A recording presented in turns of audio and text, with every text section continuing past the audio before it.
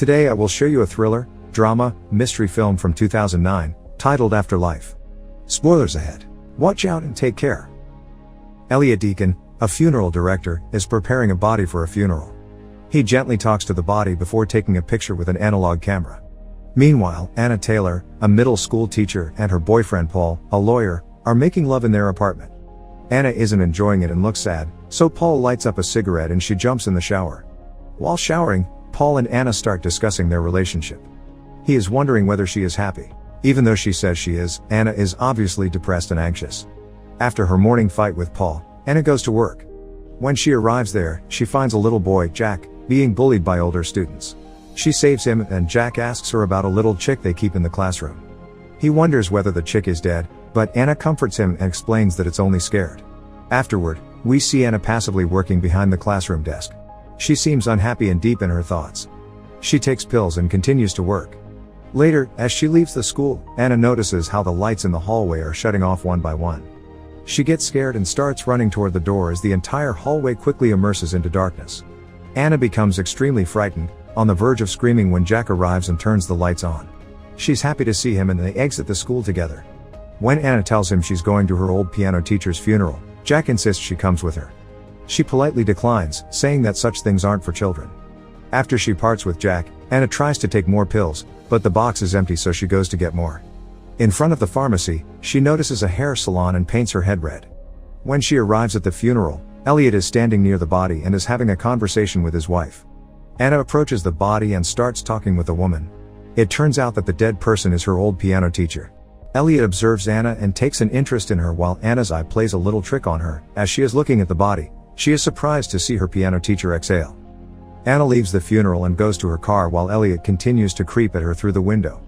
That night, Anna is going on a date with Paul, who plans to surprise her with a proposal. Before dinner, both of them agree not to fight but to enjoy their evening. Anna notices how Paul bought an expensive bottle of wine, so she asks whether there's a special occasion they are celebrating. Paul then starts explaining how his employers offered him a new position at work, so Anna starts to think he's breaking up with her. They get into an argument and Paul doesn't even get the chance to propose. Angry at how things turned out, he tells Anna she's exactly like her mentally unstable mother. He runs after her but she turns on her car along with metal music and starts driving into the night, while it's raining. Since she's distressed, she doesn't care that a large truck is passing next to her and instead of trying to drive properly, she starts dialing a number on her phone. We don't see what happens, but Anna suddenly screams and turns the wheel. Next thing we know, she's in the basement of Elliot's funeral home, lying on an embalming table with a bruise on her head, wearing a short red dress. Elliot approaches her and starts cutting her clothes. Suddenly, she wakes up. The mysterious funeral director then tells her that she was in a car accident and that she's officially dead. She doesn't believe him so he shows her the death certificate. Anna isn't convinced and wants to move, but she can't. Elliot laughingly says that everybody is in denial when they first wake up at the autopsy table. He leaves her to rest and shuts down the lights, as Anna convinces herself that she's having a nightmare. While she is screaming at herself to wake up, Paul is waking up in their bed and finds that Anna is missing. He's wondering whether she left him and regrets last night's fight. Paul tries to call her but he doesn't know that Elliot has her phone. The answering machine turns on and Paul explains how he wants her to come to Chicago with him, not break up. Elliot ignores the call and instead, he puts the phone in a paper bag and creepily opens up an old cupboard filled with dozens of paper bags. Then, Elliot takes the picture he took from Anna's dead piano teacher. As he is attaching it to a wall filled with similar pictures, he starts talking to the picture about Anna. Paul goes to look for his girlfriend at the school but she isn't there so he goes to her mother's place. Anna's mother tells Paul that her daughter is dead and blames him for letting her drive in the rain. Paul is left in disbelief and tears as Anna's cold-hearted mother says that she never liked him. Meanwhile, Anna is still convinced that she isn't dead and begs Elliot to let her go while he is sewing the bloody wound on her forehead. Elliot insists that she is dead and proceeds to inject a yellowy fluid into her neck. The doorbell rings at Elliot's funeral home as Anna sweeps back into an unconscious state. Elliot leaves the basement and goes to greet Anna's mother. As Anna's mother is sitting in front of her supposedly dead daughter, she doesn't shed a tear. Instead, she blames her for dying and leaving her poor mother all alone. But, she doesn't leave without saying her final wish. She wants Elliot to return Anna's natural hair color, black. Next, we see Jack cutting a newspaper article about Anna's recent car accident. Jack's mother is bluntly and passively staring at a TV screen, looking dead herself. The kid tells her she needs to pick him up from school but she doesn't have any kind of reaction. Meanwhile, at the funeral home, Elliot is cleaning his embalming tools upstairs while in the basement. Anna wakes up and realizes that she can move her body. She quickly starts checking her pulse and hitting her hand on the table, trying to feel pain and get some proof that she's alive. She gets up from the table and tries to dial the phone in the basement, but the phone is already busy because Elliot is using it upstairs to confirm the details about her funeral. Anna starts yelling for someone to let her out, but the doors are closed and there's nobody there. At the same time, Paul arrives at the funeral home, demanding to see Anna's body. Elliot doesn't allow it as Paul technically isn't family. As the two of them fight, Anna hears Paul's voice and starts yelling, but to no success as he can't hear her. When Elliot comes back into the basement, he finds Anna sitting on the floor. She asks about Paul, but he gives vague answers and instead, turns the questions right back at her. He asks if she ever loved Paul and starts persuading her that she has to let go of the living. Anna insists she's alive, but Elliot doesn't give up and starts convincing her that she's in denial. After the quarrel at the funeral home, Paul goes to the police. Since he's a lawyer, a lot of the policemen already know him. They allow him to get a drink from the soda machine, but he uses the opportunity to sneak into the room where they keep cars from accidents. He walks around the cars and tries to find Anna's. When he does, he sits on the driving seat and starts crying. As he notices a bloody bobblehead near the window, he has a hallucination of Anna standing next to the car. He gets scared, but luckily a police officer who's his friend comes and comforts him. Paul takes the bobblehead with him and heads home. While Paul is having a breakdown, Anna takes a knife to try to pick the basement door's lock. But, as she approaches the door, she sees another body in the basement, the old woman Ms. Whitehall. Anna becomes nervous and starts rethinking the situation.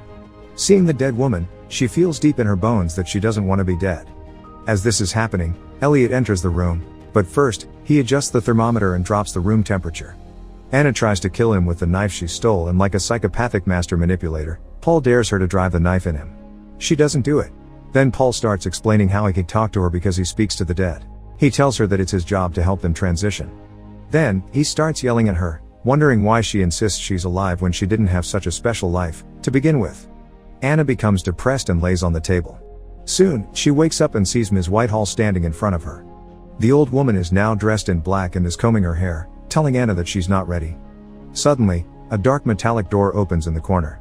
When Anna arrives in front of it, she slowly puts her hand in the darkness, when suddenly another pale hand takes her and drags her inside.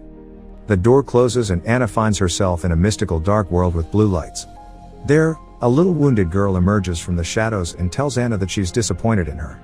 The little girl also tells her that she's actually her and that she might be better off dead. This vision was only a dream as Anna returns to the embalming table and wakes up. She angrily gets up and pushes everything off the shelves, screaming in agony. Above the basement, Elliot is preparing flowers for Ms. Whitehall's funeral. While he is putting in the final decorations, Jack approaches him, asking him when Anna's funeral will be. Elliot is intrigued by the child but leaves him be. He goes to the basement and sees everything broken. He starts yelling at Anna, asking her why she pushed everything off the shelves, but instead of getting answers, he finds her in a state of shock, wondering whether she's alive or dead. Meanwhile, Paul is in his apartment washing his face when suddenly Anna appears, naked. She turns toward him and starts ripping her heart from the chest. Her torso is open and bleeding, and as he screams, he wakes up and notices how the doll he took from the car moves its head in his direction. In the funeral home's basement, Elliot brings Anna's burial dress which her mother prepared. Anna says she's not ready to die yet and tries to start a conversation with Elliot. While doing so, Anna's actually stealing his keys. When he leaves, she tries to open up the doors from the basement. But, soon after he leaves in his car, Elliot notices how his keys are missing. He quickly returns to the house, right at the same time when Anna opens the front door. She runs back to the kitchen and luckily, he doesn't notice her. Sadly, she leaves the keys in the door so there's nowhere left to go since all the other doors are locked too. Elliot doesn't suspect she's run away until he starts hearing noises, so he decides to search the rooms. Meanwhile, Anna takes a knife from the kitchen and runs around the house, hoping to find an exit. As Anna finds a telephone and tries to ring Paul, Elliot is quietly walking through the house, trying to find her. When Paul answers the phone, Anna starts talking and asking for help, but he thinks it's a prank and hangs up. While she is holding the phone, Elliot finds Anna and continues to convince her that she's dead, saying, "You people, you always need proof." He shows her the mirror where she sees how pale she is and starts thinking that she's really dead. While this is happening, Jack is outside and sees Anna from the window. Elliot notices this, but he smiles as he sees an opportunity to manipulate the little kid. Anna seems convinced and they soon go down to the basement where Elliot washes her hair, removing the color, as per her mother's wishes. While taking care of Anna, Elliot gets a call to pick up a dead body and prepare it for a funeral. Paul is still grieving and he goes to Anna's school to pick up her things. In her drawers, he finds postcards and pictures of him Anna took during a picnic. He starts crying as the memories come rolling in his head. Furious and sad, he knocks out everything from the table. While this is happening, Elliot and Anna are in the basement where Elliot is preparing another dead body. He's sewing the dead man's mouth to keep it closed and puts plastic in the eyes. Anna's asking whether Paul cried when he saw her and Elliot lies saying he didn't when in fact, Paul didn't even see her.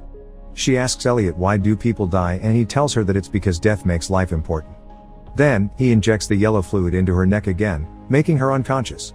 In school, Paul meets Jack and the little boy tells him that he saw Anna at the funeral home wearing a red dress. Paul says that Anna didn't have a red dress but Jack insists she saw her. Paul loses his patience and when Jack says that maybe Paul doesn't love her anymore, he slaps the kid hard. In the funeral home, the weird Elliot is looking at the pictures he takes from Bodice and starts talking to them. Suddenly, he sees a police car in front of his house and gets scared. When the police officer arrives at the door, he asks to see the dead body. Elliot draws back like he's thinking of an escape plan but turns out the policeman is the new dead body's brother. Elliot sighs in relief and takes the policeman to the basement. While looking at his brother, the policeman notices Anna's body. She is unconscious, but her head slightly moves. The policeman asks Elliot a few minutes alone with his brother and when Elliot leaves, he goes toward Anna's body. It seems like he suspects she's alive, but the only thing he wanted was to touch her. As the policeman touches Anna, Elliot re-enters the basement, confused at what he just saw. The policeman leaves and Elliot gets angry. He starts obsessively putting makeup on the dead brother, making him look like a clown. He talks to the body but since the body is really dead, nobody replies. Meanwhile, Jack doesn't give up on his suspicions and visits the funeral home again. He goes toward the new body when Elliot arrives and scares him. Elliot tells the child that the dead are drawn to Jack because he has a gift. He tells him they both have a gift, like Lazarus who raised Jesus. He tells Jack that the first one who spoke to him was his mother and then offers to teach the kid how to use his gift. While driving, Paul sees a red dress, just like the one Jack described. He remembers that Anna did have a red dress and quickly drives to the funeral home. There, he finds Elliot pruning his bushes and insists he sees Anna. He tells him that Jack saw her in the window, but Paul explains that the boy is a frequent visitor of the funeral home and has a vivid imagination. Paul gets really angry and enters the house, screaming Anna's name while running toward the basement. Anna wakes up at that exact moment, but she doesn't react as now, she believes that she's really dead. Paul leaves and goes straight to the police, demanding they do a search of the funeral home. The police don't take him seriously because they think he's only grieving. In the funeral home, Anna is on the table and Elliot is prepping her for the funeral. She starts opening up, telling Elliot how she has regrets and wanted a different life. Anna tells she lived in a routine and never really allowed herself to love because she learned as a child that love can only hurt you. When Elliot asks her what would have made her life better, she replies that she only wanted to be happy. Elliot gets angry and starts questioning her life and her relationship with Paul. He then opens the door and tells her to leave and that she has another chance. But Anna has a frightening hallucination and stays at the doorway, not moving a muscle. Elliot then laughingly says, like he is proving a point, that people aren't afraid of death, but of life. They get back to the table where Elliot is finishing his preparations for the funeral. Later, he goes to dig up the hole for Anna in the graveyard when Jack suddenly arrives. The kid wants to learn from Elliot so he asks for advice. Elliot then explains his life philosophy. He says that he has the power to see Bodice, which are people who are not necessarily dead but who wander around aimlessly, making life more miserable. He tells Jack that this is his duty and that he has no choice. The next morning, Anna is sitting in her box, waiting for the final funeral preparations. Before receiving the injection, she asks Elliot to see herself in the mirror one more time. He gives her the mirror and as she exhales, she sees her breath condensing on the glass. Anna realizes that he's been manipulating and lying right from the start. She's actually alive. As she protests, Elliot gives her an injection and she falls asleep. The funeral director then takes a picture of her. At the funeral, everybody is crying, even Anna's mother. Paul kisses her and leaves the engagement ring on her fingers. He notices how cold her body is and starts crying, slowly accepting that she's really dead. Elliot doesn't want to risk anybody finding out the truth, so he quickly closes the box. When everybody leaves, Elliot puts Anna's picture on the wall where there is a collection of hundreds of pictures. It's all the people he lied to and killed. Meanwhile, Anna gains consciousness while being buried alive. She screams and punches the box lid but nobody can hear her. During the funeral dinner, Paul gets really drunk and upset. He still can't believe that Anna's dead and confronts Elliot about it. But instead of comforting him, Elliot dares him to check whether Anna's alive, saying he doesn't have much time left. Paul quickly leaves the dinner and starts driving toward the graveyard. At the same time, Jack puts the little chicken in a box and buries it alive, saying to the little chick that it's better this way. As Paul is driving recklessly and drunk to Anna's grave, she is yelling in the closed box and quickly losing breath. Paul notices an ambulance car behind him but continues driving. On the same road, the funeral director waits in his car with Jack and puts on classical music. The kid asks whether it's over and Elliot confirms. Paul runs toward the grave and starts digging it up. He takes Anna out of the box and kisses her. She wakes up but Paul soon realizes that he's dreaming. The next thing he sees is Elliot, standing above him at the embalming table and cutting his bloody shirt. Just like he did with Anna, he also starts convincing Paul that he's dead. He tells him he never made it to the cemetery because he had a car accident. As Paul protests, Jack appears and observes the entire process. In the end, Elliot injects Paul with an embalming trocar as his new victim screams in pain. Make sure to subscribe and turn on notifications so you can watch more videos like this. Thanks for watching.